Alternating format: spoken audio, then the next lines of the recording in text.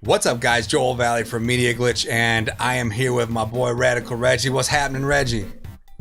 How's it going, man? I'm feeling pretty good today, man. You ready to get this video out? Oh yeah. We're doing it stream style today. We do this every year. Our top 5 games that we played.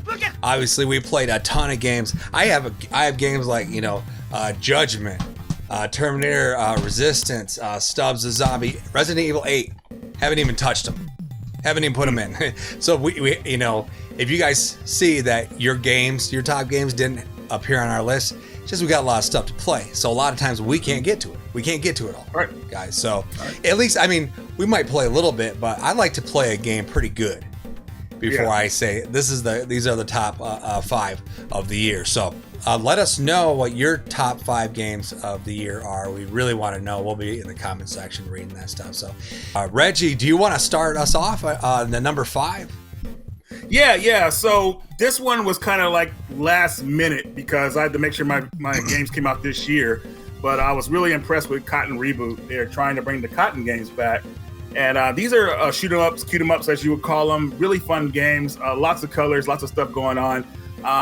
I really feel like this was a good game for me to see return because, it seems like, I don't want to say shmups are kind of like dying out. They're actually coming back stronger than ever, but still, it's still a niche genre. And it's awesome that these games are getting physical releases. Now, the game is pretty easy to get into. I would say, like, if you want to begin shoot 'em ups, this will be a good game to start at, I believe. Mm-hmm. Not anything like 1942 on Nintendo. That would like turn people away from shoot 'em ups, because that ringing and that sound, very horrible. But Cotton, definitely one of my top games of the year. I know it's indie. I know it's not a AAA title, but it's something I really enjoyed while I was playing it. It's interesting because your number 5 is quite similar to my number 5. Is that right? Yeah. I shoot 'em up here. We got RType Final 2.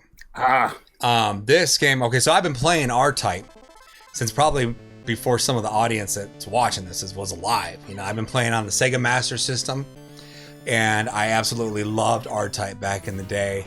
And to think that all these years later, we would still be getting RTypes.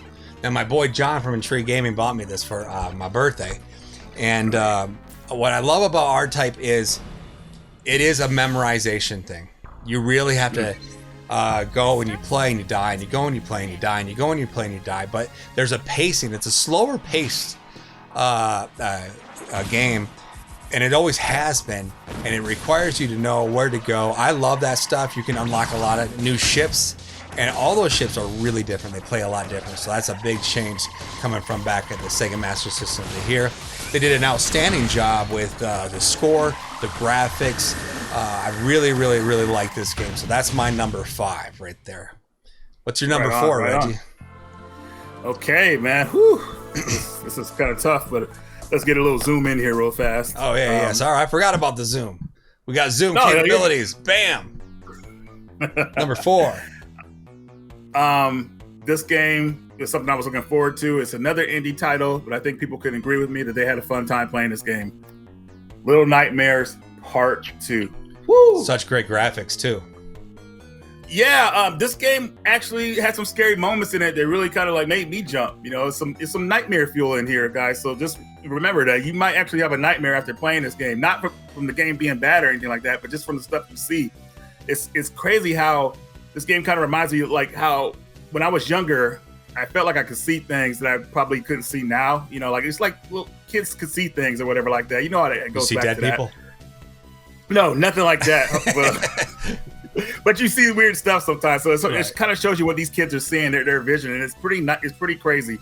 The game is a lot of fun. Anybody could get into this game. I would say it's pretty much trial and error, a lot of error, because a lot of people who start this game are going to probably mess up a lot. But it's a lot of fun, and you stay interested in what's going to happen next. And I was very compelled playing this game. I think I beat it on through probably on 2 sit downs with the game. So definitely something I was very happy with. I hope they make another one or continue the story or whatnot. So Little Nightmares is my number 4. Nice. Great choice. That's cool, man. That's cool. Okay, so my number 4, right, is if you watch us, we stream on Saturday nights. And if you watch our streams, there's one thing I can't do, and that's play first-person shooters for very long. I mean, I've almost thrown up a couple times on the stream, right?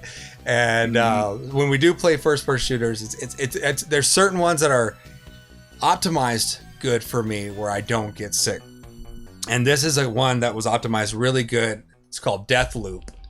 And so I love the controls of this game. The humor of this game is what keeps me playing it, though.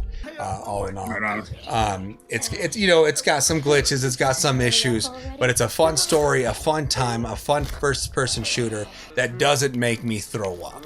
So I definitely recommend it. You die and you die and you die. I mean, it says die, die, die again. You know, and it's a really fun gaming experience I had this year. So. It actually won, I think, first-person game of the year. Oh, did it? First-person shooter of the year. Oh, yeah, I believe it did. Yeah, I didn't even watch the awards, so good for you. No idea what went down. You know, so I actually tried to sit down and watch them. But yeah, moving right along, my number 3 is probably it's kind of funny because the game is part 3 of a trilogy, and that is the Blaster Master Zero games. Blaster Master Zero 3. That almost made my list. I bet it did, dude. These games are great, man, and I love how they pretty much brought the series back. They not only brought it back, they just recreated it, and these are awesome games. Part 3, I think, is the best in the series. So obviously, Zero Part 3 is the best in the series. I had a lot of fun with this one. It really expanded a lot on the story and the lore. This game is so cool. If you were a fan of Blaster Master back in the day and you have not played these games, these definitely are a must play immediately, because nobody should not play these games, I feel like. And Indie Crates, the company who made this, they really do good work. I mean, they're a lot of sprite work type games, you know, so yeah, Blaster Master Zero 3, definitely something, my number 3 on the list. Yeah, and I feel like they really capture what Blaster Master is 100% when you were a kid on that NES. And it really captures what it is. It's, if you love that story, if you love that time, that's that continuation that we all wanted, and so it's pretty cool. Right. Definitely cool. All right, great one. Mine is we didn't have a lot of fighting games this year, but one dropped that has a really good fighting system, and this is Demon Slayer. And man, this game, they've done a lot of updates on it too. It's they put 60 frames per second now in the game. They've added, they're giving free content all the time. So plenty of new enemies have dropped. Now you have the whole story mode. You can go through the whole story mode. Don't worry, if you've never even seen the season, you will have watched the whole season by the time you finish story mode. Like, you're not going to miss anything. They put it all in there. Sometimes too much. Like, I'm like, oh my gosh, there's so much story. But underneath that story, if you play the game for story mode, it's got a pretty long story campaign. There is a solid fighting game system underneath all this. Sega's publishing this, and it's a really well done. The graphics are outstanding. They use a beautiful particle system when doing super moves and stuff. And I'm excited to see what else they're gonna bring to the table, because there's still some stuff that's got to be released. So, but for right now, online play is good. The net code seems pretty good for the most part. Once in a while, you get your issues, but I feel like it's not. You know, there's some games that come out that just, who knows? I don't know. Like you played Melty Blood, right? Was that a good net code or not?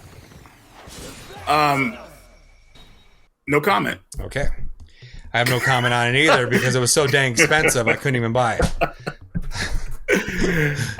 Honestly, Joel, I tried to play the netcode on that, but nobody was online trying to play, so I never got to experience it. So I was kind of like, I'm good. Okay.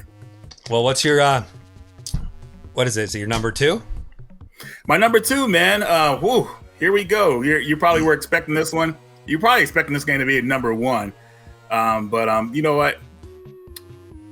It's number 2. So I have here Tales of Arise. What? Oh my goodness, that's crazy. Yeah, Tales of Arise, man. So Tales of Arise, you guys know I love the Tales series, and this game blew me away. They changed a lot of stuff up in this one, because You remember how in the older games you had the victory poses after you were win a battle, whatnot? Right. This game cut all that out. It says battles are just really like they're just like in real time, pretty much. So no victory poses or nothing like that. But the story between characters, like you have these moments where you go to these campfires, and you kind of develop the story between the characters and whatnot, and it's really well done how the cutscenes play out with them. It kind of reminds me of Phantasy Star 4. The way those cutscenes would play out in that game. So they kind of did the same thing here. And it just makes the experience a lot better. But the story in this game is actually pretty deep. I don't want to go too much into it, but man, Tales games don't let me down. There hasn't really been a Tales game that really kind of let me down in the story or didn't really draw me in. But this one I feel like is one of the stronger games in the series. Definitely something that you guys should check out. There's so much I could say about this game right now, but I don't want to draw this out. So Tales of Arise for the PS4 and PS5, that is my number 2. Well, that's my number 2 as well. Tales of Arise. If you look back here, you can see I bought the huge mega edition, and I made an unboxing, a video. And you know what was cool is that Bandai Namco didn't get the collector's editions out on time. And so they ended up sending everyone who ordered one a free code for the digital game. So I have the digital game that I play, and then this is, just in the collector's edition, which is really cool, that they did that. And I respect a company that does that. Tales of Arise almost made number 1. It almost made number 1. Here's some issues that kept it from that top spot. One of the biggest issues I had was fast travel. There were times that I wanted to fast travel, and for some reason they're like, you can't right now. And I was just like, I want to go grind. Yeah, you can't right now. And they put locks on fast travels, which was really weird, and I did not like that one bit. And then there were times when you get to this kind of a halfway point, you're in this huge palace, this huge town. It is so overwhelming, and it's like, okay, go find this key, and you're going through every single corridor, and it starts to feel like a chore. There's some things that make you feel like it's a chore, and I'm like, I just want to get past this part so I can keep going. So there were some things like that I wasn't a huge fan of. As far as presentation, there's not a game that looks better than this that I played this year. It's beautiful. Everything's done. They have some, you breed cows and crap. I don't care about them. What do I want to breed a cow for? Stuff like this that like kind of weighed the game down a little bit for me, where it became a chore to play. And it wasn't like something like when I come home, I'm like, man, I want to pop in Tales of Arise. It was that in the beginning, and then it started to taper away. But man, it's a story level bosses, man, beautiful. You got it all here. It's a great game. Yeah. It is a great game, beginning to end. But what I'll say here is there were some things that kept it from that number 1 spot. So I'll just say that. And I get it. I get it, man. I get it. Wow. So we had the same number 2. So hopefully I got something special for you guys here because me and Joel had the same one.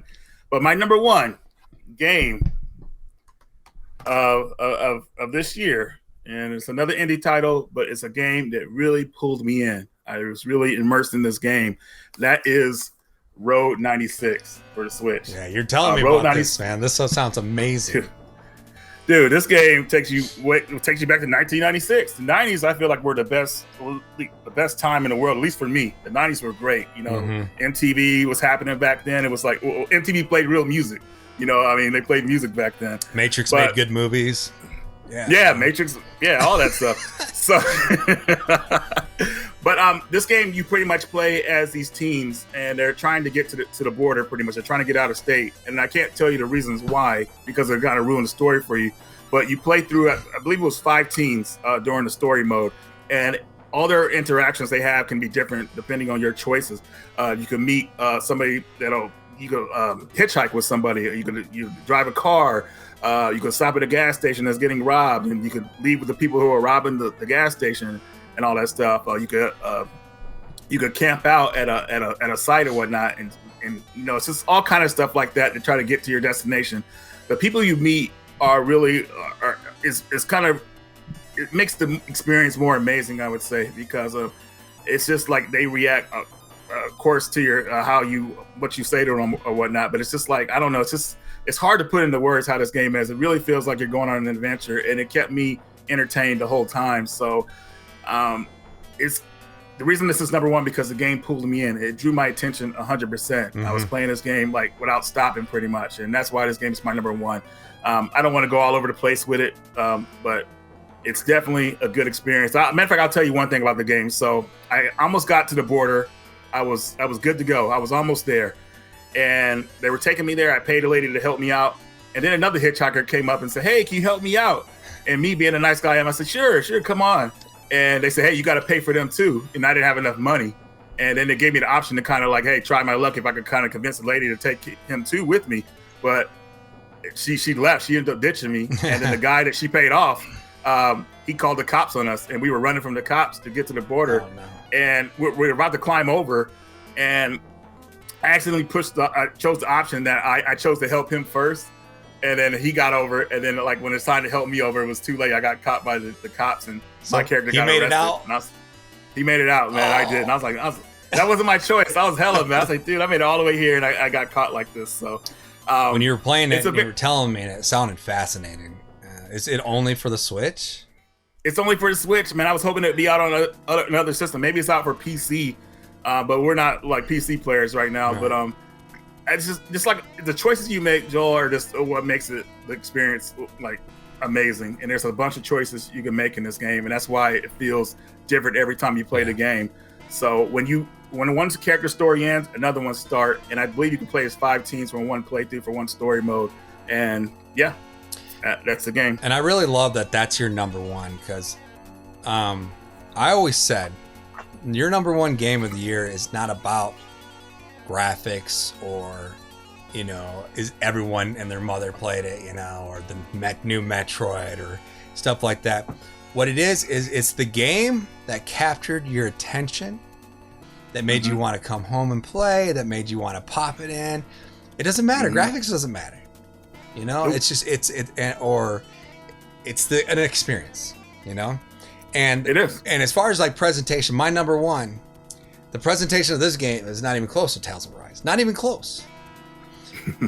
And when I was playing Tales of Arise in the beginning, I was thinking, man, this is number one. This beat out my number one that I had, and in the end, it didn't, because the game, my number one, and I'll show you guys know what it is right now. Yeah, most people. You guys know. Will know. It's Ys 9. Right on. This is the collector's edition here. And what was awesome about Ys 9, and I'm not saying Ys 9 has its issues, as far as like even as far as presentation, it's not as beautiful as Ys 8. Because we lost our intro cutscene, our anime cutscene. That hurt. I'm not gonna lie. I was like, well, we got an Ys game with no animated cutscene. What is this? But and the music's not as good as Ys 8 either. The music is okay. It's okay. But where this thing shines is the story. The story's better than Ys 8. I'll tell you that. And the actual gameplay, the switching over of your characters so fluidly. It's so beautiful, and it makes for an awesome mechanic. And I can go anywhere in Ys in 1 second. There are no, I can't, speed travel. There's nothing that's stopping me, like in Tales, And I can go and I can keep going, and I feel like the pacing of the game is really good, and the intrigue of the story. Like, why are there several adults? What's going on here? Like, what, And you're like, Troy, you want to keep playing because you want to know what's going on. Now, I mean, obviously, I'm an Ys fanboy, but at one point, I didn't even let that determine my decision. I really thought Tales was going to take it, but then Tales started doing some crazy things and bringing it down and making it more of a chore, where this was never a chore. When I bought this, I just played it until it was done. You know what I mean? I came from home from work, popped in Ys 9. I got to find out what's going on. This is the one that got me this year. This is the one that brought it home for me. This is the one that I wanted to play again. I think I played. I might have. I can't remember if I played it twice or not. You were going to. I missed the platinum. That's what happened. I didn't talk to someone. Yeah, it was weird. You pretty much platinum. I was so mad. Almost platinum. I was so mad. But anyway, E's 9, my number 1. What was yours number 1? Road 96 for the Switch. Road 96, man. So you guys down in the comment section below, let us know what your top 5 games are this year. What's up? One more thing though, Joe, because we, since we had the same game as number 2, I figured we could do one honorable mention each. So I'm going to start off first because I will give you time to grab one while I'm talking here. Okay. My honorable mention is going to be actually Milty Blood. Milty Blood. Yeah, you knew that was coming. Well, I wish I could play it. I know, right? It's so limited right now, and it really sucks that, it wasn't widely available like it should have been. They want you to download it pretty much. But Milty Blood is a fighting game that originally back in the day came out, I believe in the early 2000s, I would say.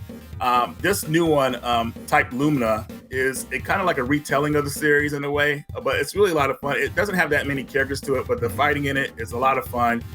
There's a lot of stuff you could do in this game. I mean, I'm a casual fighting game fan. Fighting game person now, so I don't really play fighting games hardcore or anything like that. But this one I thought was really cool, and I'm really happy I picked this one up this year. So this is my honorable mention for this year. Milty Blood, Type Lumina. My honorable mention would be one that everyone just bypassed, and it's actually a really fun game. A pretty good combat system. It's not like the greatest thing visually, but it's a fun game, and that's Scarlet Nexus.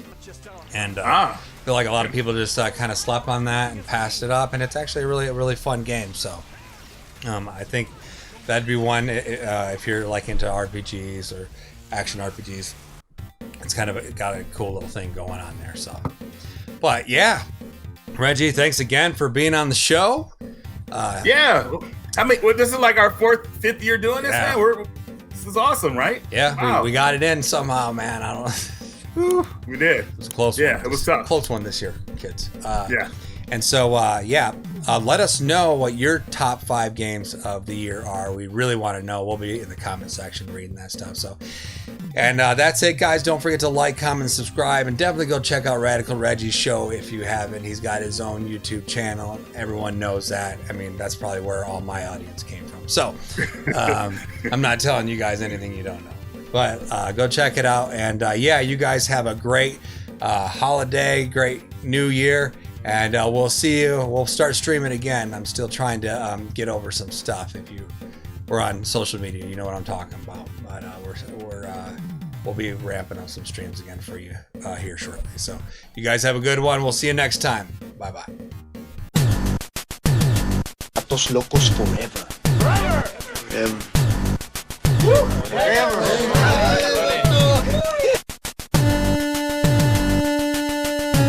Atos locos forever.